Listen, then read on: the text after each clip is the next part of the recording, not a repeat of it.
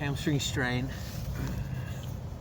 Probably not the first Dallas game. Maybe not even the second. Might be a push.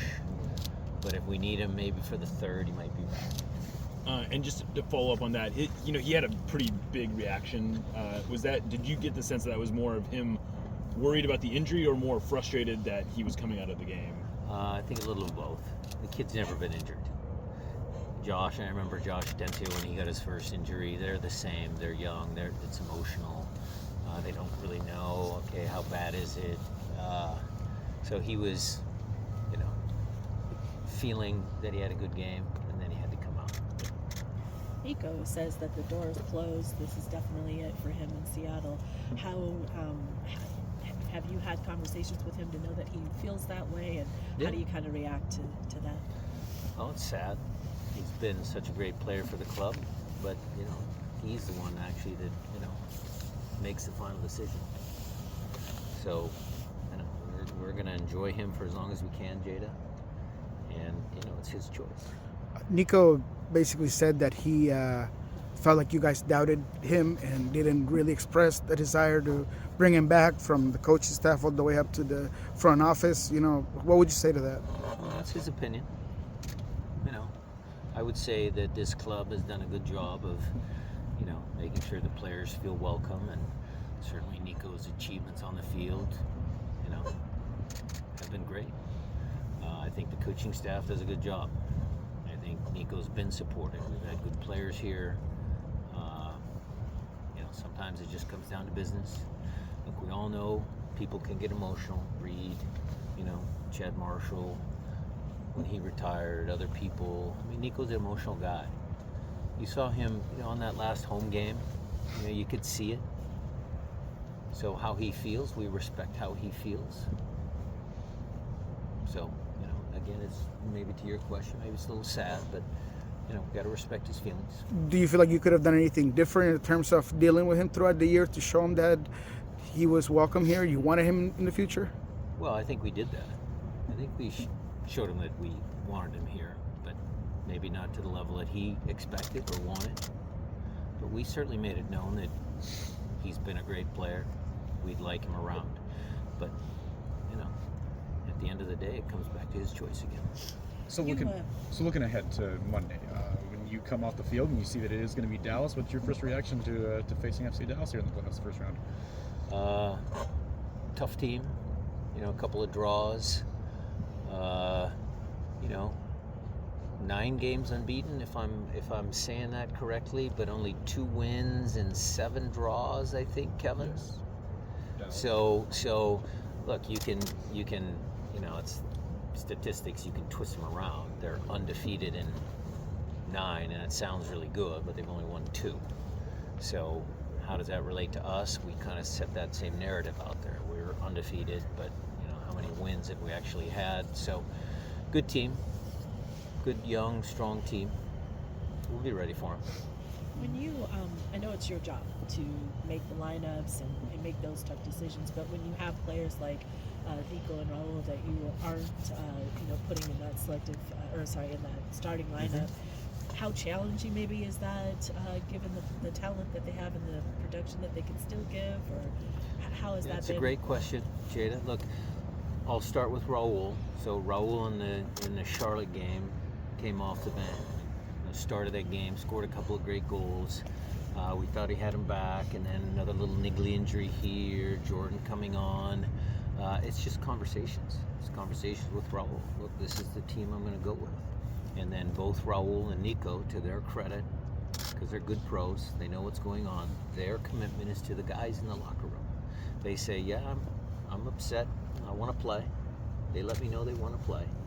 But then they say, but we'll be ready. If you need us, we'll be ready.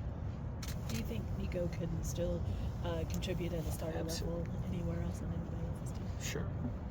He might still be a starter on this team. I just happened to select a different team the last game. What's the game before that? Last game against Vancouver. So we'll see.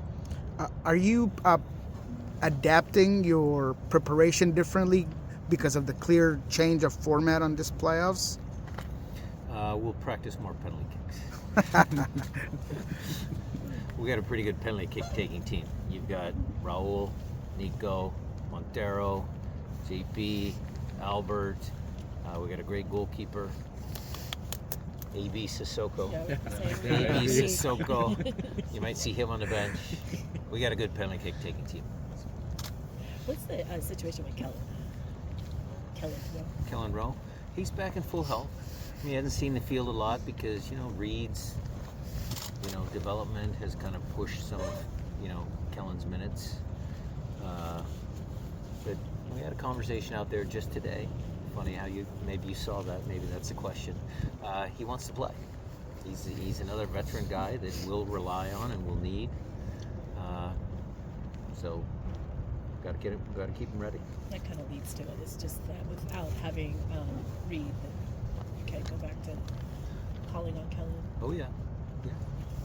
And then the way the schedule is, why that's relevant is because Nuhu's going to go away again in the next window, and the games are so far apart. We'll need everybody. Going back to Saturday, I know last week that you said you would be aware of what was happening around the Western Conference there. So were you keeping up to date close on what was happening in LAFC Vancouver? Because of our scoreline 2-0, obviously we're coaching the game. The penalty that they almost had that was rightly VAR'd. It gave us some time on the bench to kind of look at scores and what did we need to do, what was our substitution patterns. Yeah, we were paying attention. When you are assessing the potential distraction versus maybe even the potential weightlifting of Nico making an announcement like he did, where do you fall? I take it as it's a good thing. I know it was kind of, look, the players, they all talk in there, and they all kind of knew where Nico stood. For it to come out now and let's just move on. Nico's again, and Craig said Mount Rushmore, top players of our club. The club will do something good for him, I know. Let's focus on the now. Let's make sure that we're ready and we send him off in the right fashion. It's not typical for soccer clubs to retire numbers. I know that's how other sports do it. Would you like to see eventually? We could ask Alex and some of the guys.